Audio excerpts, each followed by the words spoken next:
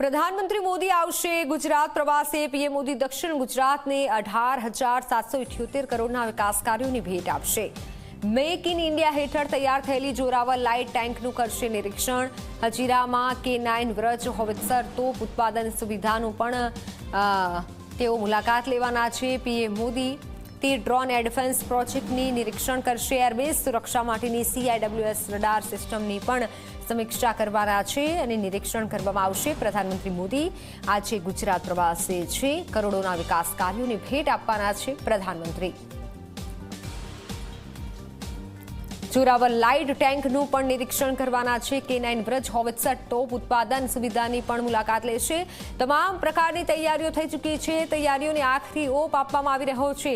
પ્રધાનમંત્રી ગુજરાત આવી રહ્યા છે। સુરતમાં ખાસ લોકોમાં ઉત્સાહ જોવા મળી રહ્યો છે।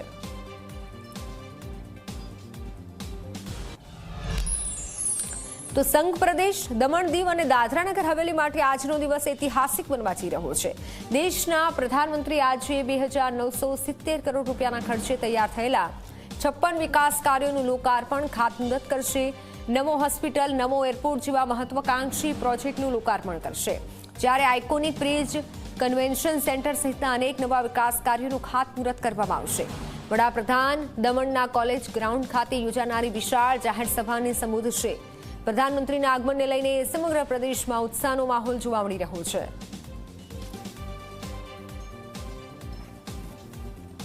દેશના વડાપ્રધાન નરેન્દ્ર મોદી આજે સંઘ પ્રદેશ દમણના મહેમાન બનશે। તે પહેલા જે લોકોનો જે ઉત્સાહ છે તે અહીં જોવા મળી રહ્યો છે। વડાપ્રધાન આવશે તે પહેલા તૈયારીઓને આખરી ઓપ આપી દેવામાં આવ્યો છે। દેશના વડાપ્રધાન નરેન્દ્ર મોદી સાંજના સમયે 6 વાગ્યાના અરસામાં દમણ ખાતે પહોંચશે અને ત્યારબાદ નમો એરપોર્ટ અને નમો જે હોસ્પિટલ છે તેનું ઇનોગ્રેશન પણ હાથ ધરવામાં આવશે। આપ જોઈ શકો છો હાલમાં ઝી24 કલાકની ટીમ નમો હોસ્પિટલ ખાતે આવી પહોંચી છે, જ્યાં વિશાળ અને તમામ અર્ધન સુવિધા જે છે તે સુવિધા આ હોસ્પિટલમાં મૂકવામાં આવી છે। ગરીબ દર્દીઓ આ હોસ્પિટલનો લાભ લઈ શકે તે પ્રકારની તમામ પ્રકારની જે સગવડો છે તે સગવડો અહીં ઊભી કરવામાં આવી છે। સાથોસાથ આખો જે રોડ છે તેને દુલ્હનની જેમ શણગારવામાં આવ્યો છે। છેલ્લા 10 વર્ષમાં વડાપ્રધાન નરેન્દ્ર મોદી દમણનો 8મી વાર પ્રવાસ ખેડી રહ્યા છે, ત્યારે દમણવાસીઓમાં અનેરો જે ઉત્સાહ છે તે જોવા મળી રહ્યો છે। દમણમાં નવું ભારત થીમ આધારિત ભવ્ય જે જનસભા છે તેનું પણ આયોજન હાથ ધરવામાં આવ્યું છે। નાની દમણના સ્વામી વિવેકાનંદ ક્રિકેટ ગ્રાઉન્ડમાં જનસભાને વડાપ્રધાન નરેન્દ્ર મોદી સંબોધન કરશે। પ્રશાસક પ્રફુલ્લ પટેલ સહિતના તમામ જે મહાનુભાવો છે તે ઉપસ્થિત રહેશે।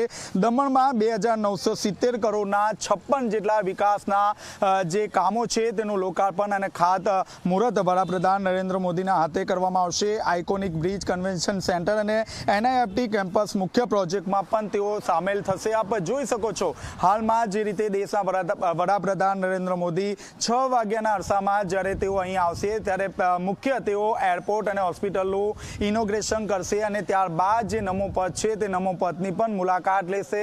હાલમાં જે નમો પથ છે તે દુલ્હનની જેમ શણગારવામાં આવી છે। અંદાજિત 4 થી 5 મિનિટનો સમય જે છે તેઓ ત્યાં વિતાવશે અને ત્યારબાદ તેઓ જે છે તે બજાર ખાતેથી જ્યાં જાહેર સભાનું આયોજન હાથ ધરવામાં આવ્યું છે ત્યાં વિશાળ જે રોડ શો છે તેમાં ભાગ લેશે અને ત્યારબાદ જાહેર સભાને સંબોધન કરશે। જાહેર સભાનો જો વાત કરીએ તો અંદાજિત 1 લાખથી વધુ જે લોકો છે તે આ જાહેર સભામાં હાજરી આપશે।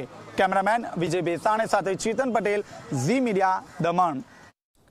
તો પ્રધાનમંત્રી મોદીના આગમનને લઈને સમગ્ર પ્રદેશમાં ઉત્સાહનો માહોલ છે। સુરક્ષાની દ્રષ્ટિએ સંઘ પ્રદેશ પોલીસ ઉપરાંત ગુજરાત, મહારાષ્ટ્ર પોલીસની ટીમો પણ અત્યારે ખડે પગે છે, તૈનાત કરવામાં આવી છે અને વડાપ્રધાન સતત 8મી વખત સંઘ પ્રદેશની મુલાકાતે આવી રહ્યા છે। ત્યારે સંવાદદાતા દમણથી નિલેશ જોડાઈ ચૂક્યા છે, વધુ માહિતી નિલેશ પાસેથી મેળવીએ। નિલેશ, હાલ કેવા પ્રકારની તૈયારી થઈ રહી છે, આખો કાર્યક્રમ કેવો રહેશે અને નમોપથને જે દુલ્હનની જેમ શણગારવામાં આવ્યું છે, વધુ જાણકારી અમને ત્યાંથી આપશો।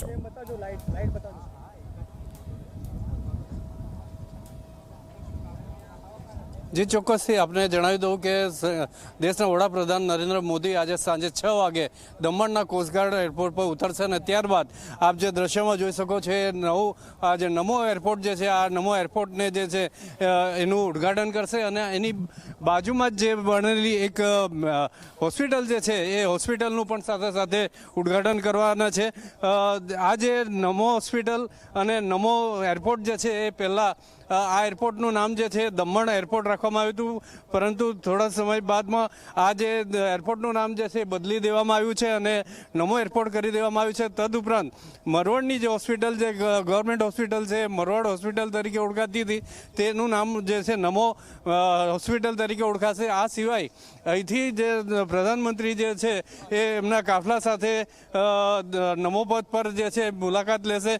નમો પથ પર જે રોડ શોનું આયોજન કરવામાં આવ્યું છે. નમો પથ પછી તેઓ જે છે એ જે નાઇટ માર્કેટ જે બનેલ છે દમણનું જે આઇકોનિક જે નાઇટ માર્કેટ છે નાઇટ માર્કેટમાં જે પ્રધાનમંત્રી જે છે એ રોડ શો કરશે અને ત્યારબાદ જે ધોબી તળાવ અને જે સભા સ્થળ છે સભા સ્થળ સુધી જે છે એ એમનો જે રોડ શો યોજાવાનો છે. ત્યારે આપ દ્રશ્યમાં જોઈ શકો છો કે એરપોર્ટની ઉપર જે છે લાલ જાજર બેસવામાં આવી છે અને ભવ્ય સ્વાગત માટે કરીને સંપૂર્ણ તૈયારીઓ જે છે એ કરી દેવામાં આવી છે.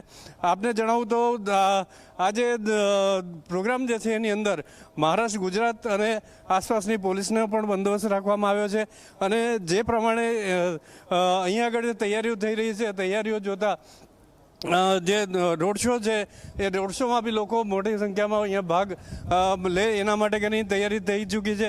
તદુપરાંત જે સભા જે કરવાના છે મોદીજી એ મોદીજીની સભામાં 1 લાખથી વધારે લોકો ઉપસ્થિત રહે અને એમને સંબોધશે અને ત્યારબાદ તેઓ ફરી પાછા દિલ્હી જવા માટે રવાના થશે.